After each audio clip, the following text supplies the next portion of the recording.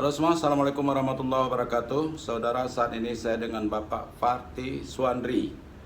Beliau adalah salah satu calon bakal wali kota Jambi periode 2024-2029 ya.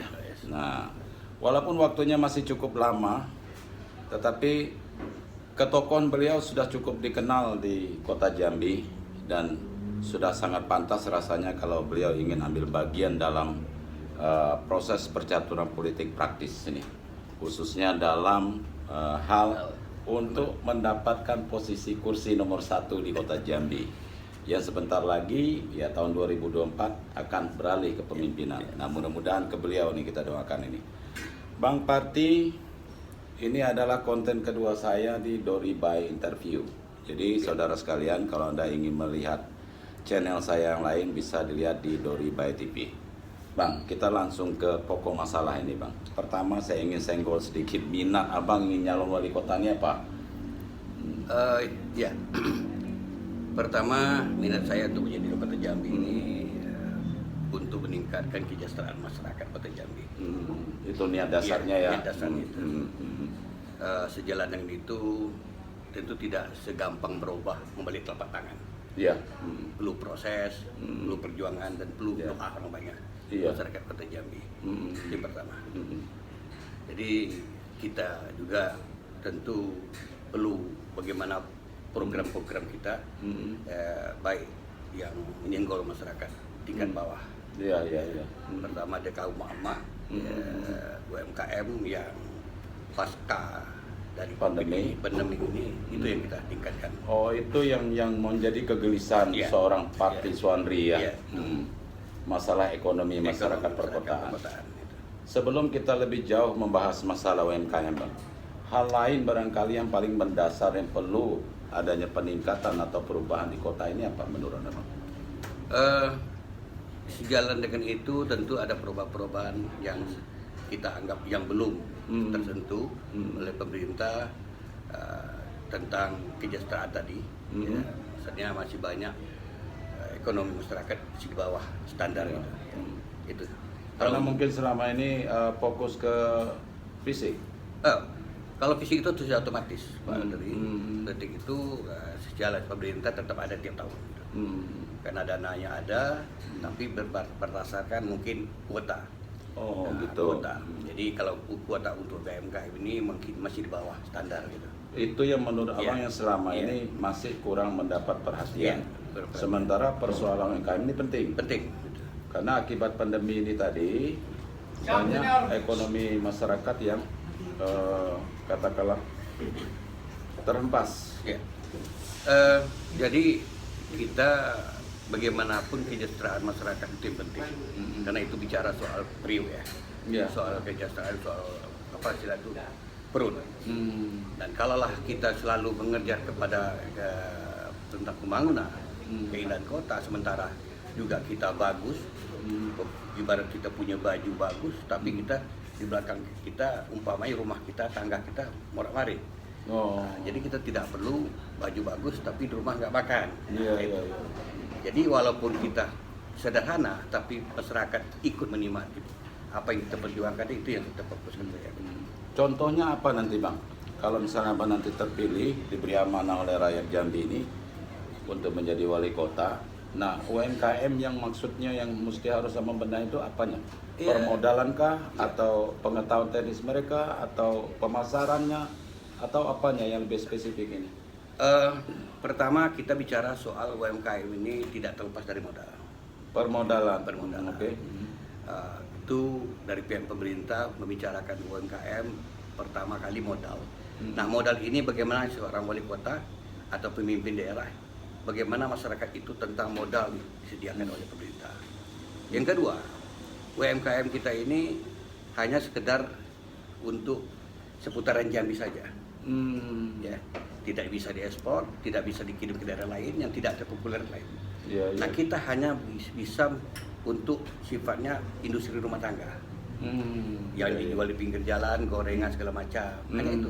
Tapi kita tidak terpikir untuk bagaimana hasil UMKM kita kirim ke daerah lain. Misalnya jadi produk dan unggulan untuk kota Jambi nanti. ibarat juga kita tahu packing dari produk itu. itu yang mahal packingnya. Citos itu hanya kita contohkan suatu produk gorengan Citos, goreng ubi yang di packing yang bagus-bagus. Kalau kita jual di pinggir jalan mungkin 2 kilo 30.000, 10.000. Tapi kalau kita jual di pack yang bagus, ya otomatis hanya kasih sedikit, merek yang menarik menarik. akan lebih bagus. Nah itu lagi. tugas pemerintah. Bagaimana? Tentu pengolahan, tentu pembinaan, pelatihan. Nah pelatihan itulah kita drop masyarakat untuk ikut bagaimana UMKM ini bisa meningkat. Kan selama ini kan sudah ada semacam stimulan dari pemerintah, Bang, dari berbagai instansi, katakanlah dinas koperasi, dinas segala macamnya. Apa itu belum cukup? Ya cukup sih, Atau hanya belum sekedar dikatakan belum, saja? saja. jadi gini, kalaulah kita bicara bagaimana meningkat UMKM itu perlu pembinaan, Iya. perlu modal, Masih nanggung ya? masih nanggung. Iya, iya. Artinya ini harus betul-betul Jadi ibaratnya dianggarkan kayak betul kita ya. punya kain sarung pendek, ditarik ke atas nampak kaki, tarik ke bawah nampak kepala. Iya. Jadi bagaimana kita stimulan tadi, kita berikan suatu UMKM, kita beri pemodalan dana dan bergilir. Iya. Daripada dia minjam uang di bank. bank dengan dana, dengan modal, dengan bunga segala macam, Iya. kita juga gitu. Tapi tidak kita pakai Tidak memberatkan. tidak memberatkan gitu. Iya, Nah iya. itu tugas dari Bisa pemerintah. dana bergulir ya. Bergulir itu. Tapi lebih serius, Lebih serius. lebih besar, lebih banyak, dan lebih Nah, iya. berdampak. Iya. Iya. Maka saya katakan, saya tidak tanya kamu tamat apa, Iya. tapi saya tanyakan kamu bisanya apa. Oh. Gitu. Iya. Kita tidak perlu S1, S2, S3, ya sebagai ilmu, tapi dia bisanya apa? Banyak yang istilah itu sarjana-sarjana yang tidak sesuai dengan disiplin ilmu, tapi dia juga bisa berbicara dengan lain. Iya. Nah, itu. Kita di Jambi aja contoh kita di Jambi aja counter HP, begitu banyak di Jambi. Iya, Tapi iya. kita tidak tahu di mana untuk servis HP yang sesungguhnya. Oh, iya.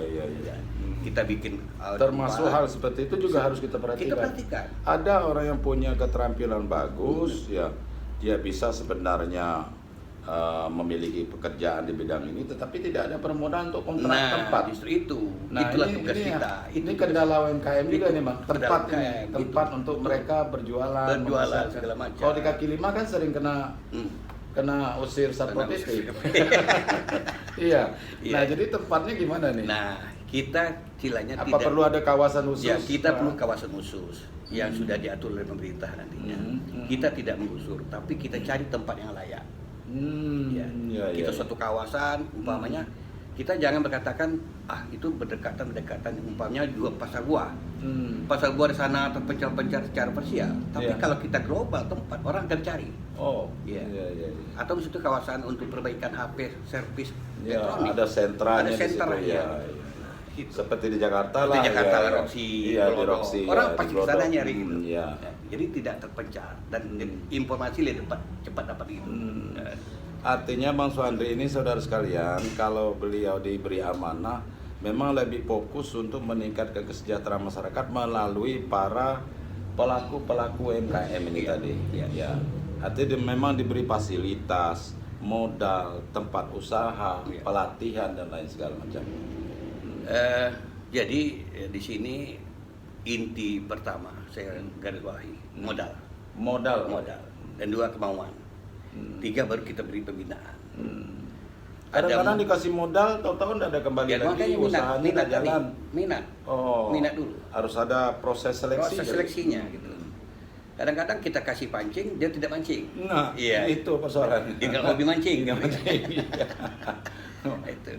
Nah, maka gitu. Jadi kita lihat dulu memang ada kemauan di Iya, iya. UMKM apa dia bisa. Apakah itu dia sebagai berjual alat-alat penderdil motor atau memang dia jual-jual umpamanya casing HP. Dan kendala hanya instalasi sedikit tapi modal tidak ada alasannya. Iya. Atau dia menjual gorengan pagi. Karena kita pagi-pagi banyak rumah tangga yang ngantar kue ke pinggir-pinggir Iya, jalan. iya benar. Ya, dengan harga Rp1.000. Iya betul. Ya. Dia dari yang pemilik menjual 800. Iya. Yang penjual jual 1.000, cuma Rp200 untung satu. Nah, kalaulah itu kita bina dengan baik, satu kawasan, orang akan bilang, "Itu mana pasar kue?" Wah, kita bikin kayak istilahnya tuh pasar beduk lah. Iya, iya. Seperti pasar Beduk di bulan Ramadan. Bulan gitu ya. Ramadan. Dia tidak pinggir ngapa-ngapa gitu aja. Iya, iya, iya. Iya. Jadi kalau kita punya hajatan, kita sudah tahu di sana ada lokasi. Oke. Nah, itu. Oke, selain UMKM nih Bang, masalah fisik di kota, Ya. pembangunan fisik. Alhamdulillah saya sebagai Kadis PU. Oh ya, lupa Bali. saudara sekalian, saya kenalkan tadi Pak Patiso Andri ini adalah mantan Kepala Dinas PU Kota Jambi. Ya. Jadi dia tahu persis persoalan kota ini. Iya. Nah, oke, Bang. Alhamdulillah saya menjadi Kadis PU dipercaya oleh Pak Wali Fasa di PU Kota. Untuk pembangunan kota saya akui bagus. Bagus ya. Bagus. Ya, itu. Namun masih ada sedikit-sedikit yang perlu dari dana APBD. Karena kondisi jalan waktu saya tinggalkan menjadi Kadis PU itu 90% baik. Baik. Ya, rata-rata sampai. Kenapa? Karena kita banyak dana APBD, dana dari DAK, dana dari CSR juga ada, bantu-bantu lain. Oke, ada persoalan lain yang masalah banjir seperti misalnya ini kan menyangkut masalah drainase. Oke. Itu seperti apa? Sebenarnya banjir ini bukan banjir lah, tapi genangan. Iya. Genangan. Ya apapun namanya. Ya bagi nama masyarakat apapun tuh genangan banjir lah ya. Kalau Begitu orang-orang curah awam katakan hujan itu lebat, banjir. ya banjir. Ya. Sebenarnya itu dengan perkembangan perumahan, ya, sehingga tempat resapan air itu tidak ada lagi.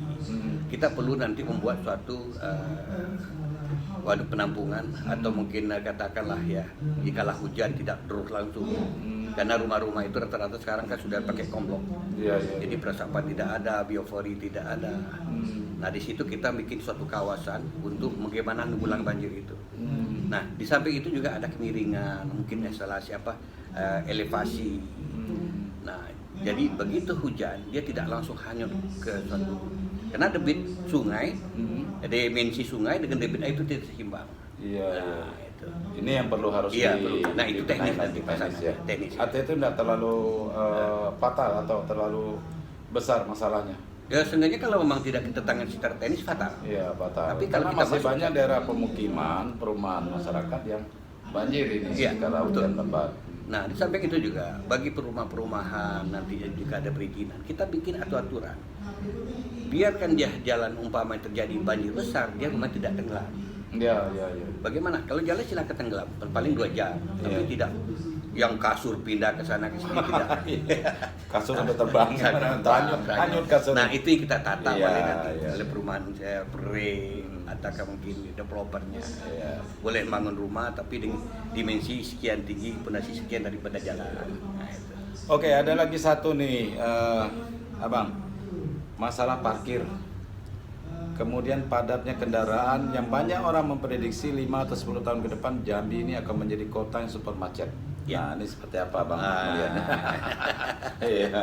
Ya, sebenarnya parkir itu memang kerusual ya, tentu memang agak rumit kita atasi. Iya. Di pasar aja dulu kami dengan Pak Wali sudah ada rencana bangun pasar bertingkat itu. Iya, untuk menjadi dijadikan parkir. tetapi tidak jadi. Mungkin informasinya saya dapat lanjut akan dilanjutkan. Oh, gitu. Nah, cuman kita harus bagaimana kita membuat suatu kawasan itu atau perumahan atau mungkin toko.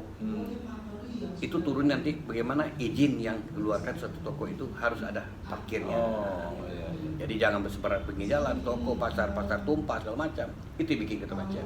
Tapi kan pembangunan ruko sekarang kan sudah cukup lumayan luas itu Iya. halamannya. Iya. Tapi tetap saja parkir kan susah. Eh, Ketika pedestrian ini dibangun lebih tinggi, nah ini persoalannya ini Iya. parkirnya di mana? Jadi seperti gini. jalan-jalan Gatot Subroto, jalan arah ke bandara. bukan. Itu ada nanti kita ada satu aturan ya mungkin kalau Bang. Yang bikin macet ini parkir di pinggir jalan. Iya itu. Ya.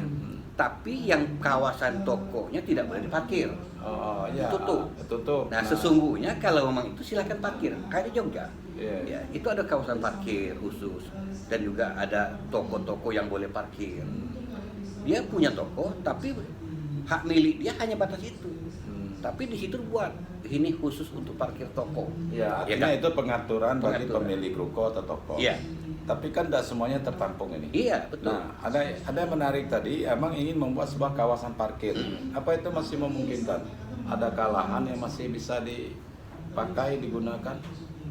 Sebenarnya kalau lahan memang tidak ada lagi kota Jambi untuk parkir. Tapi kita punya mungkin kayak di Pak Lori lihat di Malioboro di ujung ya. Ya. Di pangkal Malioboro itu yang dekat Jogja, stasiun ya. Rapi itu halamannya Khusus parkir kecil, sana. tapi parkirnya bertingkat. Ya. Ya. Parkir hidrolik itu. Hidrolik. Iya, naik ke atas. Jadi ini mobil, ini motor. Jadi dia kawasannya itu tidak salah itu 40 kali 60. Ya, Tapi seluruh tidak boleh. Sehingga itu pejalan kaki. Iya. Nah, di saat nanti kita parkir mobil, nah disitulah ada fungsi nanti yang tukang apa sih itu kuli angkut. Boleh angkut. Nah, mendapatkan lagi satu pekerjaan orang yang nganggur, membuka lapangan kerja. Iya. Umpama parkir di sini, di titik ini, dia belanja ke sini nggak boleh masuk mobil, tapi dia pakai kuli angkut ke sini. Nah, kuli angkut ini dari toko ini ke sini ada duit. Iya. Jadi makin menambah Kerjaan mata pencarian. orang lagi gitu. Jadi tidak semata-mata parkir pinggir jalan. Yang bikin ruwet pasar itu karena yang punya toko di sini bikin parkir depannya. Iya. Oke, terakhir barangkali Bang, kita tahu bahwa akibat pandemi COVID-19 kemarin 2 tahun lebih ini dampaknya sangat luar biasa. Iya. Termasuk diantaranya menimbulkan atau berdampak terhadap banyaknya angka pengangguran. Nah, gimana nih gagasan Abang nih Jadi untuk mengatasi pengangguran tadi? setelah pandemi ini memang kita sekarang pandemi ini sudah mulai berakhir. Ya. Tapi dampaknya di belakang itu, sehingganya banyak pengangguran, PHK segala macam yang iya, diputus iya. oleh perusahaan kan tidak bisa bayar kerja. Nah, disitulah fungsi seorang nanti apa yang program ke depan. Iya. Kita membuat UMKM tadi. Makanya saya tanyakan, kita tidak tanya dia bisanya taman apa, tapi bisanya apa. Ada yang telah bekerja kemarin mungkin ahli sarjana, ahli teknologi, ahli dengan bidang pembukuan, ahli bidang yang lain. Nah, dia mungkin bisa juga bekerja rumah tangga. Ya mungkin industri rumah tangga, ada mungkin dia ahli menjahit, dia bisa. Nah, dikerjakan lagi gitu. Tidak semata-mata dia sesuai dengan disiplin ilmunya. Oh, saya ahli ekonomi Pak, harus bekerja di kantoran. Padahal dia bisa bekerja menjadi bidang lain. Nah, itu Asal itu tetap dibina. Diarahkan. Makanya 3 tadi, modal, pembinaan, dan kemauan.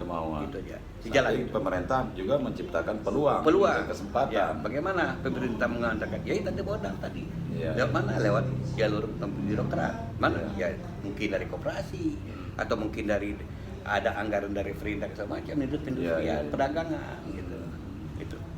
Oke ya Bang, ada lagi barangkali sesuatu terakhir nih yang mau disampaikan? Jadi terima kasih. Assalamualaikum warga masyarakat Jambi. Saya dengan Lori.